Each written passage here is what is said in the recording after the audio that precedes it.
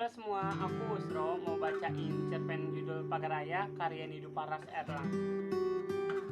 Tanah basah, rintik hujan masih berdenting. Kau hanya ingin berlari ke halaman, berkecimpak di rumputan, dan berputar berjingkrak dalam hujan. Lalu mungkin kau akan berjingkrak dan berteriak di depan rumah Kaf, memanggilnya berulang-ulang dan mengajaknya berhujan-hujan. Kau mengira kau akan senang. Bukankah kau selalu tampak semeringah jika kau ajak bermain? Tentu kau pun tahu, Kaf telah menyukai rambut kucir ekor kudamu dan dia tabur rata di pipimu. Sejak kalian pertama kali bertemu di kelas 1 SD Impres Gedebong Cao. Tapi kau tidak beranjak keluar. Tubuhmu sedang demam.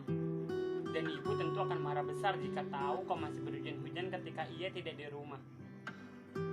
Kau hanya termangu di ruang tamu dan sesekali menjibakan gorden ungu bergambar bangau terbang itu, menempelkan kening, hidung, dan bibirmu pada kaca jendela yang sesekali bergetar saat buntut menggelegar. Kau merasakan dingin yang menular, berpindah dari kaca jendela ke kening, hidung, dan bibirmu yang meninggalkan bekas lucu di kaca bening itu. Diselokan di balik pagar yang baru selesai dibangun ayahmu seminggu lalu.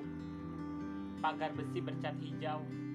Tak kau temukan mayat lelaki bertato dengan bekas luka tembak di dada atau kepala, dengan leher terluka, bekas dijerat seuntai kawat. Tidak, matamu hanya menangkap perahu-perahu yang kertas, yang dilipat, ditekuk, dibentuk dari selembar buku tulis bergaris. 2, 3, 5 mengalir beriringan. Mungkin pikirmu di sebelah selatan rumahmu, di depan rumah Kaf itu, ada segerombol anak lelaki tengah berhujan-hujan dan bermain perahu-perahuan. Dan beberapa perahu kertas yang mungkin dibuat Kaf itu tampak telah rusak dan nyaris tenggelam, terbentur ranting dan daun kering yang mencuat ke permukaan. Kau ingin mengejarnya, tapi mereka keburu lesap ke dalam gorong-gorong yang mampat itu.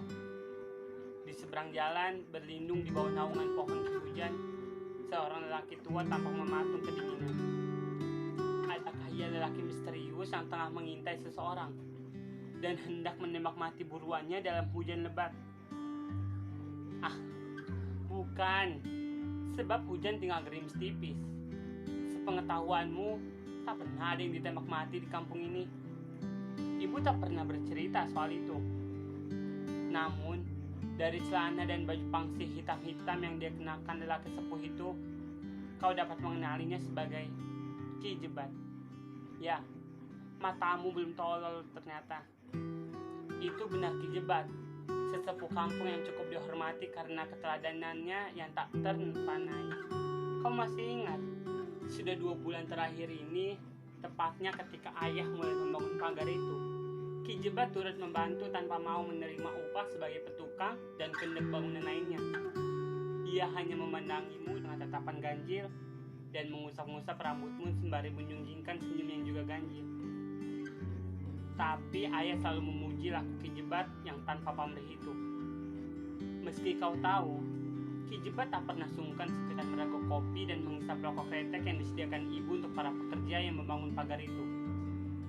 Kau juga ingat, beberapa hari terakhir ini, saban kali ibu pergi menagih utang pada hari Rabu dan Sabtu, Ki Jebat akan memandangi rumahmu, seperti mengamati sesuatu.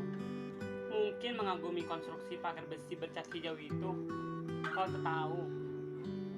Tapi kau tahu bahwa Rabu lalu Ki Jebat datang mengetuk pintu dan mendapati dirimu tengah bersenang-senang hendak berhujan-hujan. Katanya waktu itu ia datang untuk menemanimu selama kau ditinggal ibu, dan ayah sudah mengizinkan. Maka hari itu kau urung berhujan-hujan di depan rumah kau. Padahal di sekolah kalian telah berjanji untuk berhujan-hujan sembari main serodotan dengan alas upih yang dipulung Kaf di belakang sekolah. Bagi Ki Jebat, Paras dan Akumu mengingatkannya pada anak perempuannya yang tak pernah datang menjenguknya semenjak disunting lelaki dari seberang. Itu 5 tahun lalu. Maka alih-alih merindukan anak perempuannya, ia malah menganggapmu sebagai cucu. Meski kau tak lahir dari anak perempuannya, ibu bukan anak perempuannya, tapi ayah dan ibu sudah menganggap Ki Jebat sebagai bagian dari keluarga. Apalagi kau mudah akrab dan bersahabat dengan lelaki sesepuh yang suka mendongeng itu. Rabu sore, Ki Jebat menemanimu sepanjang hujan, sembari berkisah tentang sepasang serigala bernama Kalila dan Dimna.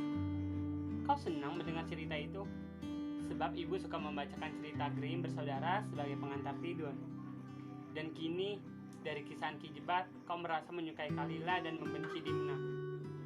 Kau menyimak cerita yang berlapis-lapis itu dengan penuh rasa penasaran dan binar mata yang berpijar. Kau begitu riang dan terus saja merasa penasaran. Tapi kau tak tahu mengapa Ki Jebat juga tampak merasa senang ketika memintamu duduk di pangkuannya, sembari terus mendongengkan kisah-kisah teladan itu. Tapi kau tahu, sembari bertutur dan sesekali diselipi kidung itu, jari jemari tangan Ki Jebat membelai dan mengusap-usap pahamu yang mungil dan lembut begitu rupa. Kini, Sabtu sore ini, Ki Jebat yang barusan tampak di seberang jalan, tiba-tiba sudah berdiri di teras rumah yang perlahan mengetuk pintu itu, dan dengan lembut menyebut-nyebut namamu. Kau agak lunglai, beranjak ke dekat pintu, tapi tampak riang membuka pintu sebab mengira Ki Jebat bakal melanjutkan Kalila dan Dimna. Tanpa ragu, kau mempersilahkan Ki Jebat masuk. Ia tampak kuyup, bibirnya pucat dan bergetar. Kau jatuh kasihan.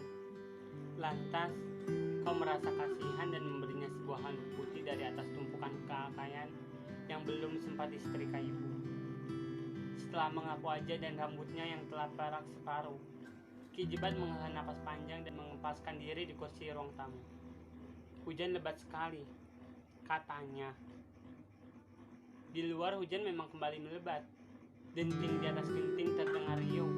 Angin berkesiur dingin dan menggentarkan daun dan bunga-bunga cecar bebek yang belum lama ditanam ibu.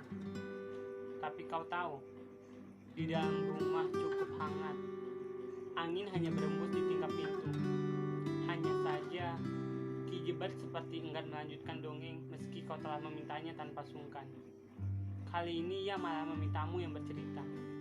Maka kau menceritakan tentang Kaf, sahabatmu paling setia, dan kepiawaiannya melipat-lipat kertas.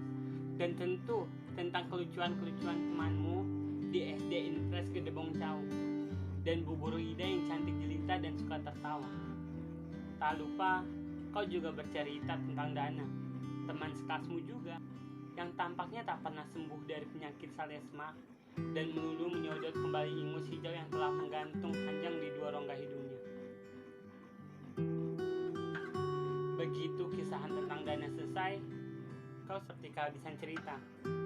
Lalu kau meminta Ki Jebat untuk melanjutkan dongeng Kalila dan Dimna. Namun entah mengapa, Ki Jebat malah mengajukan sebuah syarat. Kau mesti membuka pakaianmu. Padahal itu pakaian baru yang tak dijual ibu karena kau begitu menyukainya. Gaun putih bergambar merah, buah ceri setangkai 3 dan pita merah yang melangkar di buah dada. Suhu tubuhmu kembali panas, demam. Padahal di luar tak lagi hujan. Ibu mengira kau berhujan-hujanan dan tak mematuhi peraturannya. Kau hanya menggeleng lemah, sesekali meringis. Kau menahan perih, sekaligus menahan diri untuk mengaku bahwa ketika barusan kau kencing, kau merasakan perih yang menyayat, dan selangkanganmu terasa begitu berat. Kau tak mau ibumu bersedih. Bu, kenapa ayah membuat pagar? Ibu tak menjawab, hanya memeluk tubuhmu erat dan menyuruhmu beristirahat. Selama beberapa hari itu kau hanya meringkuk di ranjangmu, enggan keluar rumah, enggan bersekolah. Tubuhmu lemah, dan hujan masih sering turun setiap senja. Sekali waktu, Kaf datang menjengukmu. Kau cukup gembira. Bagimu, Kaf memang sahabat yang selalu bisa membuatmu ceria. Kalian bercengkrama, tertawa, dan yang paling membuatmu senang, Kaf membuatkanmu origami burung berbagai warna yang kemudian digantung ibu di langit-langit kamarmu. Kini kamarmu penuh burung-burung kertas bertebangan. Dan yang paling membuatmu senang, Kaf membuat origami burung berbagai warna yang kemudian digantung ibu di langit-langit kamarmu. Kini kamarmu penuh burung-burung berterbangan, meliuk ke sana kemari ketika terpapar kipas angin yang berputar. Kepada Kaf, kau berjanji bahwa esok Selasa kau akan kembali bersekolah. Aku sudah sehat kok, katamu, sembari berterima kasih kepada Kaf. Di akhir kunjungannya, Kaf bercerita bahwa kemarin siang Ki Jebat meninggal di Masjid Al-Hidayah, masjid yang konon dibangun oleh seorang wali yang pernah mampir di kampung ini. Ki Jebat mati, dan menurut ayahku, Ki Jebat mati syahid karena mati di masjid ketika hendak sholat. Tapi kau tak tahu apa gunanya mati syahid.